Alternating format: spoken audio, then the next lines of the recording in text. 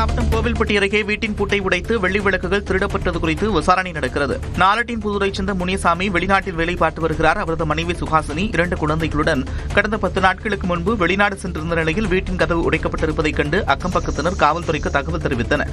அவர்கள் வந்து பார்த்தபோது வீட்டில் இருந்த 6 வெள்ளி விளக்குகள், 2 வெண்கல குத்து விளக்குகள் கொள்ளையடிக்கப்பட்டது தெரியவந்தது. கொள்ளையடித்தது யார் என்று தொடர்ந்து விசாரிக்கப்படுகிறது. திருப்பத்தூர் மாவட்டம் ஆம்பூர் அருகே விவசாய நிலத்தில் தென்னை ஓலை எடுக்க சென்ற மூதாட்டி மின்சாரம் தாக்கி உயிரிழந்தார். கோவிந்தபுரத்தைச் சேர்ந்த ராஜம்மாள் என்ற மூதாட்டி அதே பகுதியில் தனியாருக்கு சொந்தமான தென்னந்தோப்பில் ஓலை எடுக்க சென்றார். அப்போது விவசாய நிலத்தில் அறுந்து கிடந்த மின்கம்பியை மூதாட்டி ராஜம்மாள் மிதித்த நிலையில் அவர் மின்சாரம் தாக்கி நிகழ்விடத்திலேயே உயிரிழந்தார். தேனி மாவட்டம் பெரியகுளம் அருகே மஞ்சளாறு அணையிலிருந்து 200 கனஅடி தண்ணீர் வீதம் திறக்கப்பட்டுள்ளது. பெரியகுளம் அருகே 57 அடி உயரத்தில் கொடைக்கானல் மலை அடிவாரத்தில் அமைந்துள்ளது மஞ்சளாறு அணை. கோடைக்காலம் தொடங்கியிருக்கும் நிலையில் குடிநீர் தட்டுப்பாடு ஏற்படுவதை தடுக்க மஞ்சளாறு அணையிலிருந்து நீர் இருப்பை பொறுத்து தண்ணீர் திறக்க நீர்வளத்துறை உத்தரவிட்டது. அதன்படி மஞ்சளாறு அணையிலிருந்து 200 அடி வீதம் தண்ணீர் திறக்கப்பட்டுள்ளது. இந்த சூழலில் மஞ்சளாறு கரையோர பகுதி மக்கள் எச்சரிக்கையாக இருக்க நீர்வளத்துறை அறிவுறுத்தியுள்ளது. நாமக்கல் மாவட்டம் ராசிபுரம் அருகே கிணற்றில் தவறி விழுந்து 70 வயதான முதியவர் பரிதாபமாக உயிரிழந்தார். மின்னக்கல்லைச் சேர்ந்த பெரியசாமி என்ற முதியவர் வெண்ணந்துறையைச் சேர்ந்த தங்கவேலுவுக்கு சொந்தமான கிணற்றின் அருகே ஆடு மாடுகளுக்கு புல்லறுக்க சென்றார். அப்போது எதிர்பாராத விதமாக கிணற்றுக்குள் தவறி விழுந்த அவர் தலையில் பலத்த காயமடைந்திருக்கிறார்.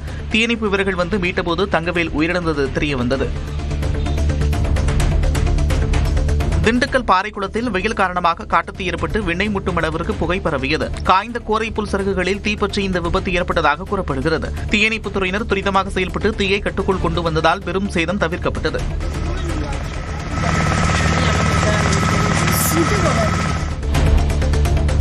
வெப்பத்தின் காரணமாக ஏற்படும் ஹீட் ஸ்ட்ரோக் உள்ளிட்ட பலவிதமான நோய்களுக்கு சிகிச்சை அளிக்க திருச்சி அரசு மருத்துவமனையில் சிறப்பு ஏற்பாடுகள் செய்யப்பட்டிருப்பதாக மருத்துவமனை துணை கண்காணிப்பாளர் அருண்ராஜ் தெரிவித்துள்ளார். நிறைய வெயிலின் தாக்கத்தினால நிறைய பேர் நோய் வாய்ப்படக்கூடிய வாய்ப்புகள் உண்டு.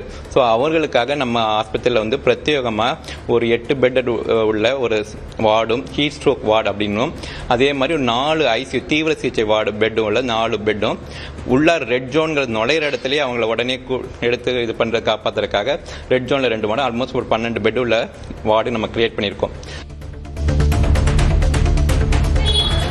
ராமேஸ்வரம் ராமநாத சுவாமி கோவில் உண்டியலில் கடந்த 30 நாட்களில் 1,51,00,000 ரூபாயை பக்தர்கள் காணிக்கையாக செலுத்தியுள்ளனர். தென் தமிழ்நாட்டில் உள்ள பிரசித்தி பெற்ற ராமநாத சுவாமி கோவிலுக்கு தமிழ்நாடு மட்டுமல்லாது இந்தியாவின் பல்வேறு மாநிலங்களிலிருந்து பக்தர்கள் வருவது வழக்கம்.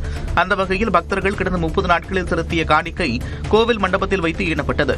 அதில் 1,51,89,447 ரூபாய் பணமாகவும் 40 கிராம் தங்கமும் 3 கிலோ வெள்ளியும் பக்தர்கள் காணிக்கையாக செலுத்தியது தெரியவந்துள்ளது.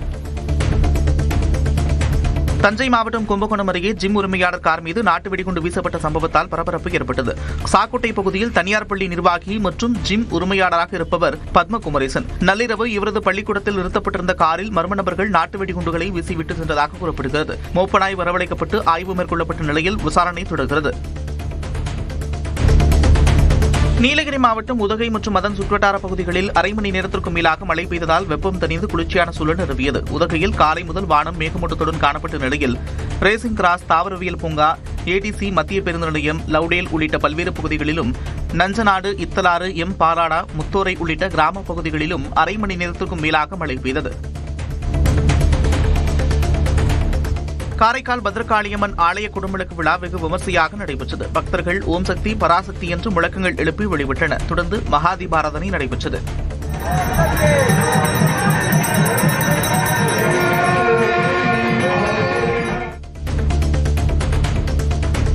கன்னியாகுமரியில் சுற்றுலா வந்த கேரளாவைச் சேர்ந்த சகோதரிகள் வாவாத்துறை தூண்டில் வளவு கடல் பகுதியில் சடலமாக கண்டெடுக்கப்பட்டனர். அமெரிக்காவில் பணியாற்றி வந்த கோட்டயத்தைச் சேர்ந்த 35 வயதான ஆனி பிலிப் மற்றும் 32 வயதான மீரா பிலிப் இருவரும் கடந்த 26ஆம் தேதி கன்னியாகுமரிக்கு சுற்றுலா வந்தனர். தங்கும் விடுதியில் தங்கியிருந்த இருவரும் திடீரென காணாமல் போனதாக உறவினர்கள் அளித்த புகாரின் பேரில் காவல்துறையினர் விசாரித்து வந்தனர். இந்நிலையில் இருவரும் சடலமாக மீட்கப்பட்டுள்ளனர். திருமணம் செய்ய உறவினர்கள் வற்புறுத்தியதால் தற்கொலை செய்து கொண்டிருக்கலாம் என்றும் கருதப்படுகிறது. புதுச்சேரியிலிருந்து மது பாட்டில்களை கடத்தி வந்தவர் சென்னை கோயம்பேட்டில் கைது செய்யப்பட்டார். கோயம்பேட்டில் வாகன தணிக்கையில் ஈடுபட்ட காவல்துறையினர் கார் ஒன்றை மடக்கி பரிசோதனை செய்தனர். அப்போது 750 மில்லி லிட்டர் அளவு கொண்ட 24 மது பாட்டில்கள் புதுச்சேரியிலிருந்து சட்டவிரோதமாக கடத்தி வரப்பட்டது தெரியவந்தது.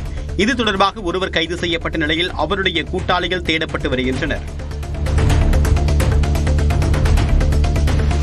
திண்டுக்கல் மற்றும் புறநகர் பகுதிகளில் திடீரென்று பெய்த மழையின் காரணமாக பொதுமக்கள் விவசாயிகள் மகிழ்ச்சி அடைந்தனர். திண்டுக்கல்லில் கடந்த ஒரு மாத காலமாகவே வெயிலின் தாக்கம் அதிகரித்து காணப்பட்டு வந்தது. இதனால் மக்கள் வீடுகளிலேயே முடங்கியிருந்தனர். இந்நிலையில் திண்டுக்கல் நகர் மற்றும் புறநகர் பகுதியிலான ரவுண்ட் ரோட் பகுதி, ஆரம்ப காலனி, அம்மைய நாயக்கனூர், கொடைரோடு, சின்னாலப்பட்டி, பள்ளப்பட்டி, மீனாட்சி நாயக்கன்பட்டி உள்ளிட்ட பகுதிகளில் மழை பெய்தது.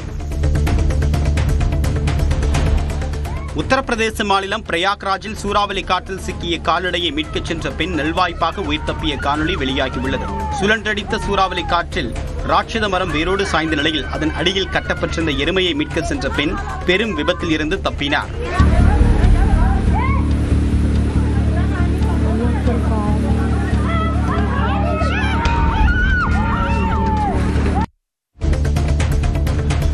திருச்சியின் அடையாளமான மலைக்கோட்டை கோவில் தெப்பக்குளத்தை சுமார் 30 ஆண்டுகளுக்கு பிறகு தூர்வாரக்கூடிய பணி தொடங்கப்பட்டுள்ளது. NSB சாலையில் சுமார் 4 ஏக்கர் பரப்பளவில் உள்ள இந்த தெப்பக்குளத்தில் மாநகராட்சி ஊழியர்கள் முதற்கட்டமாக 3 மின் மோட்டார்கள் மூலமாக குளத்தில் உள்ள தண்ணீரை வெளியேற்றக்கூடிய பணியை தொடங்கியுள்ளனர். அடுத்த கட்டமாக குளத்தில் தேங்கியிருக்கக்கூடிய சகதி மற்றும் கழிவுகள் அகற்றப்பட உள்ளன. பணிகள் நிறைவடைந்ததும் காவிரி நீர் கொண்டு மீண்டும் தெப்பக்குளம் நிரப்பப்படும் என்று அதிகாரிகள் தெரிவித்துள்ளனர். தூத்துக்குடி மாவட்டம் கோவில்பட்டி மற்றும் அதன் சுற்றுவட்டார பகுதியில் பரவலாக மழை பெய்ததால் குளிர்ச்சியான சூழல் நிலவியது.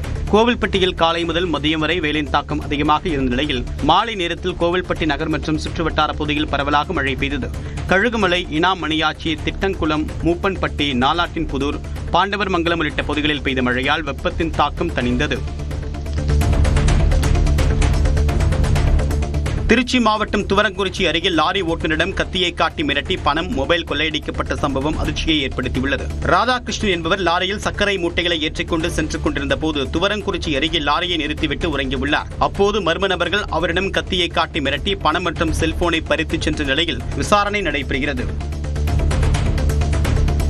திராவிட ஆட்சி நீளும் என்றும் முதலமைச்சர் மு.க. ஸ்டாலின் புதிய சாதனைகளை தொடர்வார் என்றும் தஞ்சையில் கவிஞர் வைரமுத்து தெரிவித்துள்ளார். தஞ்சாவூர் அடுத்த வல்லம் பெரியார் மணியம்மை பல்கலைக்கழகத்தில் நடைபெற்ற பாவேந்தர் பாரதிதாசன் 136வது பிறந்தநாள் விழாவில் கவிஞர் வைரமுத்து கலந்து கொண்டார்.